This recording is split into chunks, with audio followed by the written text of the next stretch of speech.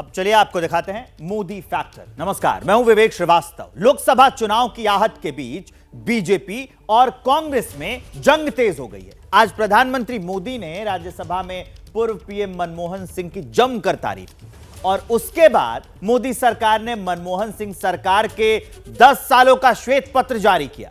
श्वेत पत्र के जरिए यह कहा गया कि यूपीए की सरकार की आर्थिक नीतियां औसत दर्जे की थीं।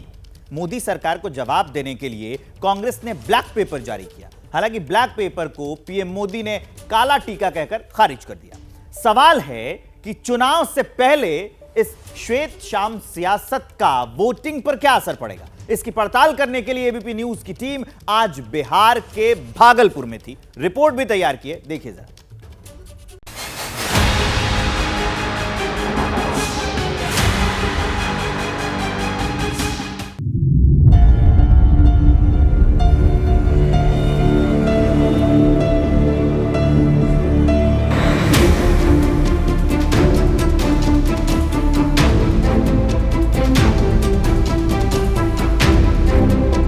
गंगा के दक्षिण तट पर बसा बिहार का वो शहर जिसका जिक्र महाकाव्यों और पुराणों में, जिसे कभी चंपावती कहा गया, कभी भगवतपुरम के नाम से पुकारा गया, तो अब भागलपुर के नाम से जाना जाता है। सिल्क नगरी के नाम से विख्यात भागलपुर का एक सिरा पहाड़ को छूता है तो दूसरा मैदानी इलाकों को। शिक्षा, राजनीति और व्यापारिक केंद्र के तौर पर मशहूर इसी भागलपुर का सियासी मिजाज समझने के लिए एबीपी न्यूज की टीम यहां पहुंची है।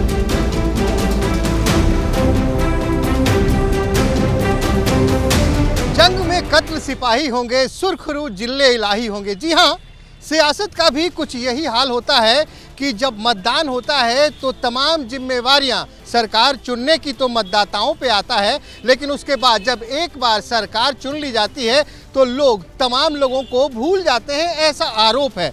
इस वक्त हम बिहार के भागलपुर में मौजूद हैं। जी हाँ, सिल्क नगरी भागलपुर। और यहाँ आज हम ये समझने का प्रयास करेंगे कि आने वाले चुनाव में भागलपुर के लोगों के लिए क्या होंगे वो अहम मुद्दे जो दिल्ली की सरकार चुनने में सबसे आगे होंगे। अपने गौरवशाली अतीत पर इतराने वाले भागलपुर के दामन में फूल भी हैं और शूल भी। बिहार का ये वो जिला है जिस पर लगा दंगों का दाग 35 बरस बाद भी डरा देता है। 80 के दशक के सबसे आखिरी साल में सबसे स्याह सच से साक्षात्कार करने वाले भागलपुर के उसी ततारपुर में एबीपी न्यूज की टीम पहुंची, जहां दंगों की चिंगारी सुलगी थी। इस वक्त लोगों के सियासी मिजाज को समझने के लिए हम मौजूद हैं बिहार के भागलपुर में, और ये भागलपुर का ततारपुर इलाका है। सन 89 के वो दंगे आज तक भागलपुर के लोग भूल नहीं पाए हैं। खैर, अब माहौल चुनावी है। 2024 का लोकसभा चुनाव बिल्कुल पास है। दावे किए जा रहे हैं।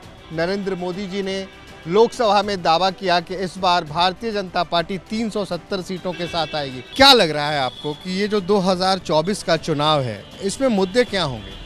इसमें मुद्दे तो दो तरह के मुद्दे होंगे। एक तो मुद्दा होगा राजनीतिक मुद्दा और एक होगा धार्मिक मुद्दा। आप जनता के मुद्दे की बात कर रहे हैं? तो नहीं, दोनों जनता, राजनीतिक में भी जनता है और धर्म से जुड़े हुए भी जनता है। अभी राम मंदिर का शिलान्यास हुआ, उद्घाटन हुआ। अब वहाँ भी लोग नारे लगा रहे हैं कि जो राम को लाए हैं हम उनको लाए हैं। तो कहीं ना कहीं तो सर ये दिल में एक चोट तो लगती होगी। नहीं, मुसलमानों के दिल में कोई चोट नहीं है। सच पूछिए तो ये उन्हीं ठेकेदारों को चोट लग रही है कि मुझे ठेका, इस रोड का ठेका मुझे क्यों नहीं मिला। अगर इस रोड का ठेका इनको मिल गया तो हमको तकलीफ हो गई।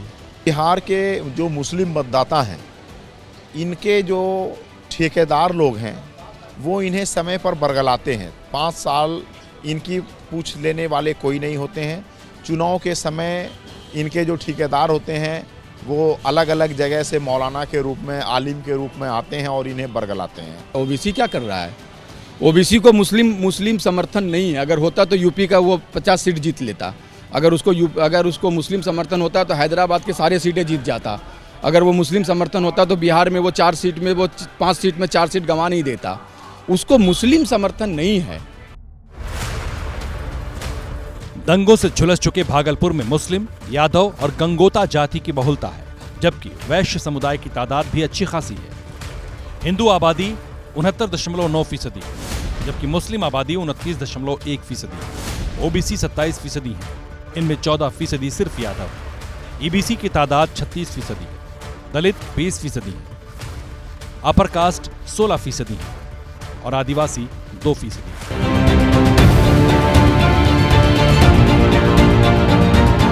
जाति और धर्म की सियासत के बीच इस बार भागलपुर में मोदी फैक्टर कितना अहम है वो सुनिए।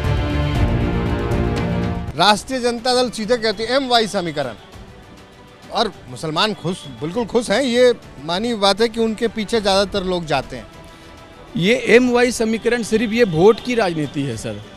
किसी एम को भी फायदा नहीं हुआ, किसी यादव को भी फायदा नहीं हुआ। तेजस्वी यादव की भी पार्टी ने यहाँ 20 साल तक रूल किया, राहुल गांधी की पार्टी ने भी 70-75 साल रूल किया, तो सबने तो मुसलमानों को ठगा, किसी ने तो मुसलमानों को कोई हिस्सेदारी नहीं दिया, सबने वंचित किया उनको।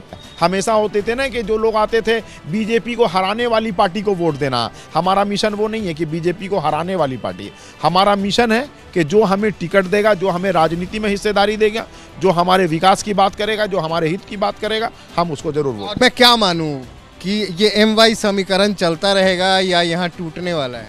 ये ध्वस्त हो जाएगा, नहीं चलेगा। 3 लोगों के नाम ले रहा हूँ जी, नरेंद्र मोदी, राहुल गांधी और ममता बनर्जी। आपके पड़ोस में ज़्यादा करीब है, पटना से ज़्यादा करीब बंगाल है। अगर प्रधानमंत्री के लिए इन 3 चेहरों को आपके सामने रखा जाता है तो अल्तमस भाई 1, 2, 3 कैसे देंगे? जो जिसकी चलने का स्टाइल भी हो, जो दूसरे देश के अंदर जब उतरते हैं। बता दीजिए सर, पब्लिक नहीं समझ। नरेंद्र मोदी 1 नंबर पे, 2 नंबर पे? 2 नंबर का कोई गुंजाइश ही नहीं है। भारत के संविधान में 2 नंबर का कोई गुंजाइश नहीं है। भारत का मुसलमान राम मंदिर बनने से खुश है, एक मसला हल हो गया। जो मसला जो दंगे भागलपुर के लोगों ने राम मंदिर को लेके 89 का दंगा झेला है, मेरा घर उस घर को जलाया गया है, मेरे समाज के घर को जला दिया गया, तो ये दंगा हम लोगों ने झेला है, वो धर्म के ठेकेदारों ने नहीं झेला। वो दंगा के बाद आकर के कंबल जरूर बांट के चले गए, लेकिन झेले हैं हम, यहाँ के हिंदू मुसलमान झेला है। आज वो चीज़ शांति से। बिहार के मुख्यमंत्री रहे भागवत झा आजाद की कर्मभूमि रहा भागलपुर कांग्रेस का गढ़ हुआ करता था, लेकिन 1989 के दंगों के बाद यहां फिर से कभी हाथ छाप पार्टी की वापसी नहीं हो पाई। 1989 से 1996 तक यहां से जनता पार्टी के चुनचुन यादव जीतते रहे। 1998 में बीजेपी के प्रभाव चंद्र तिवारी ने एंट्री दी, लेकिन 1999 के लोकसभा चुनाव में लेफ्ट पार्टी के सुबोध राय सांसद बन गए। 2004 में बीजेपी ने वापसी की तो सुशील मोदी जीतकर संसद पहुंचे, लेकिन 2006 में उपचुनाव हुआ तो शहनवाज हुसैन जीते और 2014 तक सांसद रहे। 2004 में आरएलडी के शैलेश मंडल सांसद बने तो 2019 में जेडीयू के अजय मंडल।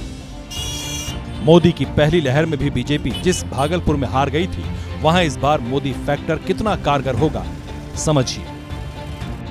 माहौल क्या है मतदाताओं का? मोदी जी तो कह रहे हैं 370 तो सिर्फ बीजेपी को आएगी। राहुल गांधी कह रहे हैं कि भैया ऐसा है कि न्याय यात्रा न्याय दिलवा के छोड़ूंगा। आपको क्या लग रहा है? इन दिनों होता क्या है कि कोई मतदाता खुलता ही नहीं कि हम किसको सपोर्ट कर रहे हैं। महंगाई, बेरोजगारी, ये मुद्दा होना चाहिए, क्योंकि अभी महंगाई इस कदर हो गई है कि मत पूछिए। किसी सामान का कल तक जो बेचते थे हम लोग 8 रुपये में, आज बेचना पड़ रहा है 11 रुपये। अभी जो सरकार है केंद्र में, बिहार में, ये काम कैसा कर रहा है? देखिए, नीतीश जी तो काम बहुत अच्छा किए, लेकिन उनका जो दल बदलाव जो मामला रहा है, उससे उनका कैरेक्टर लूज हुआ है।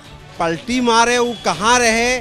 जनता को क्या चाहिए, हम लोगों को क्या चाहिए? विकास। इसलिए नीतीश कुमार जो है, जो बिहार के अंदर जो काम किया है, वो काम को भुलाया नहीं जा सकता है। का पलटी मारना ठीक नहीं लगता। मोदी जी तो 10 साल से वहीं बने पड़े हैं, अब वो कैसे लगता है? मोदी जी बहुत अच्छे आदमी, काम जो कर रहे हैं देश के हित में बहुत अच्छा कर रहे हैं, लेकिन उनकी जो लोग हैं जो इधर उधर हिंदू मुस्लिम करते हैं, उनको थोड़ा संभालें, ताकि देश में सबका अपना अपना सम्मान है और सबको सम्मान मिलनी चाहिए। मोदी जी कैसा काम?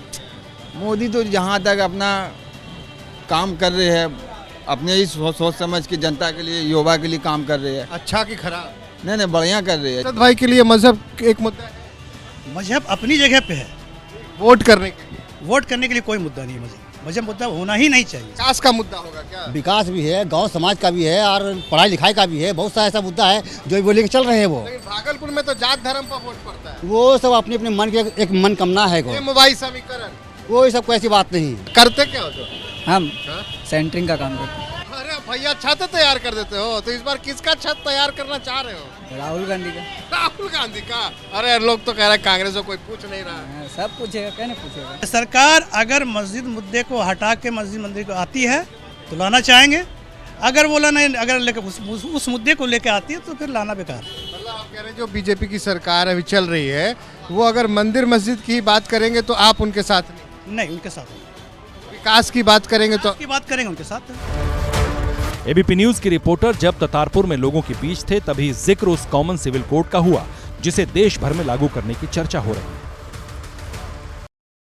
अभी बहुत तेज ये मुद्दा है, गर्म है, इसकी बात पूरे हिंदुस्तान में हो रही है। यूनिफॉर्म सिविल कोड, इसे कैसे देखते हैं आप? ये तो एक अच्छा चीज़ है। यूनिफॉर्म सिविल कोड अगर आ जाता है तो उसमें मुसलमानों को सबसे ज़्यादा फायदा हो। सरकार का जो अपना नियम है उसके हिसाब से चले। आपको फर्क नहीं पड़ता? कुछ नहीं फर्क पड़ेगा।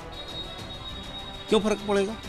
लोग कह रहे हैं कि भैया ये हमारे मजहबी उस पर कहीं ना ये तो उन लोगों का काम है जिन्होंने इस पर अपना पॉलिटिक्स खेलना हो।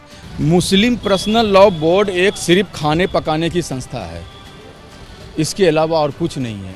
आज तक मुस्लिम पर्सनल लॉ बोर्ड ने कितनी यूनिवर्सिटियां बनाई, कितने मेडिकल कॉलेज बनाए, कितने गरीब बच्चों का शादी कराया, कितने गरीब लड़कों को यूपीएससी का कोचिंग कराया, कितने गरीब मुसलमान बच्चों का वो नीट मेडिकल का तैयारी करवाया, कुछ नहीं करवाया। सिर्फ मस्जिद मंदिर के अलावा मुस्लिम पर्सनल लॉ बोर्ड का कहीं कोई योगदान नहीं। सर यूसीसी सीए एनआरसी में गलत क्या है?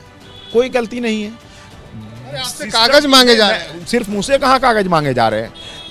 सीए एनआरसी का मतलब यह है कि भारत के अंदर जो अल्पसंख्यक हैं उनका सिर्फ कहाँ मांगा जा रहा है कागज सभी लोगों से मांगा जा रहा। सवाल है कि आप इंडियन है या नहीं है, इसकी मापदंड देने में आपको क्या दिक्कत है? आज जो बात मैं आपको बता रहा हूँ कि हमारी हिस्सेदारी घट रही है, मेरी हिस्सेदारी नहीं है कहीं भी, कहीं भागीदारी भी नहीं है, तो अगर यूसीसी लागू हो जाता है तो हमारी भागीदारी मिल जाएगी। क्योंकि जब यूनिफॉर्म सिविल कोड हो जाएगा तो समान नागरिकता समान हो जाएगा।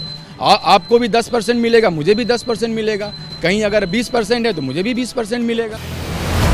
जिस वक्त भागलपुर में लोग यूसीसी का समर्थन कर रहे थे, मोदी की नीति की तारीफ कर रहे थे, कमोबेश उसी वक्त भागलपुर से करीब 1300 किलोमीटर दूर दिल्ली के पावर सेंटर में जंग छिड़ी हुई थी। कांग्रेस नेता मोदी सरकार के 10 साल को अन्याय काल बताते हुए ब्लैक पेपर पर सियासी मुहर लगा रहे थे। महंगाई तो इतनी बड़ी है तो वो नेहरू के ज़माने की कंपेयर करते हैं, इंदिरा गांधी जी के कंपेयर प्राइसेस उस वक्त क्या थे वो। अरे आज आप क्या कर रहे हो वो महत्व क्या है? You are ruling today. इस इन्फ्लेशन को कंट्रोल करने के लिए आपने क्या कदम उठाया ये महत्व का है, ना कि आज़ादी के पहले क्या था, फिर नेहरू जी ने क्या किया। असल में मोदी सरकार ने मनमोहन सिंह के 10 सालों का श्वेत पत्र जारी किया है। इसी के विरोध में कांग्रेस ने ब्लैक पेपर जारी किया तो प्रधानमंत्री मोदी ने कुछ यूं पलटवार किया। आज देश पिछले 10 साल में समृद्धि के नए नए शिखर सर कर रहा है। एक भव्य दिव्य वातावरण बना है, उसको नजर न लग जाए इसलिए काला टीका करने का प्रयास हुआ है। मैं उसके लिए भी खड़गे जी का बहुत धन्यवाद करता हूं, ताकि इस हमारी प्रगति की यात्रा को कोई नजर न लग जाए। ये नजर न लग जाए इसलिए आपने आज जो काला टीका किया है, मैं तो सोच रहा था सब काले कपड़ों में आएंगे, लेकिन शायद काला जादू खिंचते खिंचते खिंचते ब्लैक पेपर तक चला गया है, लेकिन फिर भी मैं उसका भी स्वागत करता हूं। कांग्रेस और बीजेपी के बीच छिड़ी जुबानी जंग के बीच भागलपुर में लोगों का सियासी मिजाज जानने के लिए एबीपी न्यूज की टीम चौक की ओर गई। रास्ते में एक दुकान पर कुछ मजदूर मिल गए। इस वक्त हम भागलपुर के घंटाघर चौक पे हैं और मेरी नजर पड़ी, आप लोग कहते होंगे कोई भी अगर आपका बिहारी मित्र मिल जाए तो कहते होंगे भाई सत्तू लेके आना। तो यहाँ हमने देखा, ये देखिए तमाम लोग सत्तू की दुकान है और ये सत्तू खा रहे हैं। पहले आप देखिए कैसे खाते हैं सत्तू, मैं भी बैठूंगा इनके साथ ही। हाँ भैया क्या तैयार हो रहा है? ये सत्तू अभी नमक डाल के और काला नमक और संगा नमक नहीं आता है, वही नमक डाल के सत्तू सान रहे हैं अभी। फिर इसको मिलेगा वहाँ से टमाटर का चटनी और भुजिया मिलेगा मिरचाई का, और प्याज मिलेगा और नींबू मिलेगा। मजा आ जाएगा। हाँ मजा आएगा। तो मोदी जी कैसा काम कर रहे हैं? मोदी जी तो बढ़िया काम कर रहा है। कैसे बढ़िया काम कर रहे हैं? बढ़िया काम कर रहा है। 500 रुपया में गैस दिलवा दिया, अभी 1200-1500 हो गया। वोट जब नेताजी लोग मांगने आएंगे तो क्या कहेंगे आप? क्या कहेंगे, हम लोग गरीबों का कोई सुनने वाला नहीं है। हम लोग ऐसे कमाएंगे खाएंगे, नेता लीडर ऐसे बनते रहता है, आते रहता है, जाते रहता है, लेकिन गरीबों का कोई रक्षा करने वाला। वोट तो करना ही पड़ेगा। वोट तो मजबूरी बस करना ही पड़ता है, और क्या करें। जो जैसा काम करेगा वैसा उसको वोट देंगे। जो राम मंदिर वाला मसला हुआ कैसा है? वो बहुत बढ़िया, बहुत बढ़िया। राम जी के नाम पे वोट मांगा जाएगा तो? हाँ, वो तब और खुल कर देंगे वोट। जात के नाम पे देंगे? जात के नाम पे नहीं, काम करने वाले के नाम पे देंगे। ठीक 3 महीने पहले बिहार विधानसभा में जातीय जनगणना की रिपोर्ट पेश की गई थी, जिसके मुताबिक बिहार में 2,76,68,930 परिवार रहते हैं, जिनमें 94 लाख परिवार गरीबी रेखा से नीचे हैं। 6,000 रुपए से कम मासिक आमदनी वाले परिवारों को गरीब माना गया है। जातीय सर्वेक्षण के अनुसार बिहार के 50 लाख से अधिक लोग आजीविका या शिक्षा के लिए राज्य से बाहर रह रहे हैं। लेकिन जो हैं उनके लिए मोदी फैक्टर कितना कारगर है वो सुनिए। ऐसा चल रहा है? बढ़िया चल रहा है। तो आपको मोदी जी पसंद आ रहे हैं? हाँ, मोदी जी पसंद आ रहे हैं। बिहार में लाएंगे मोदी जी को। आप झूठ बोल रहे हैं? नहीं जी, पक्का बता रहे हैं आपको हम, पक्का। बस इलेक्शन होने दीजिए। जब पेट्रोल डीजल मुद्दा रहेगा। हाँ, एकदम बिल्कुल मुद्दा रहेगा। इस तरह खुदीराम बोस का नारा था, हमें एकला जाबो, उसी तरह मोदी जी का है, ओनली फॉर लोटस। तेजस्वी का नहीं पसंद है? तेजस्वी कार नहीं कर रहा है साहब। कह रहे कि इतना नौकरी दे दिया। अरे ना, कुछ नहीं हो रहा है, उससे कुछ नहीं हो रहा है। देखिए, एक्सपीरियंस सबसे ज्यादा अगर इंडिया में है अभी तो राहुल गांधी को है। उसके परिवार से बहुत 70 साल देश पर राज किया है, उससे ज्यादा एक्सपीरियंस किसको हो सकता है? राहुल गांधी तो बेकार है। काहे बेकार है भैया? कुछ नहीं चल रहा है उनका। कांग्रेस की दादी बाबूजी सब शहीद हो गए। जमाना था उनका, अब जमाना मोदी जी का है।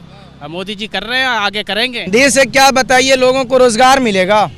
कहीं है इसका? कहाँ भाई मंदिर में जाने से रोजगार? मंदिर मुद्दा नहीं रहेगा। नहीं, मंदिर मेरे लिए मुद्दा नहीं रहेगा। को चाहिए मोदी सरकार? काहे चाहिए भैया? हर चीज का फैसिलिटी दिया वो। क्या दिया?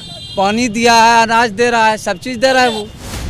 हर किसी का अपना मत है, हर किसी का कथ्य और तथ्य है, समर्थन और विरोध की अपनी अपनी वजहें भी हैं। मोदी लहर में जो भागलपुर बीजेपी के हाथ से फिसल गया था, उसका इतिहास यही है कि नीतीश के साथ मिलकर लड़ने पर लोग एनडीए पर ज्यादा यकीन करते हैं। हालांकि इस बार नीतीश कुमार का भी साथ है और बीजेपी राम लहर पर भी सवार है। लेकिन वोटिंग के वक्त मोदी फैक्टर कितना असरदार होगा, ये कहना फिलहाल मुश्किल है, मगर संकेत बहुत साफ है। यहां वक्त है एक बहुत छोटे से ब्रेक का, तुरंत होते हाजिर। एबीपी न्यूज पर बने रहिए।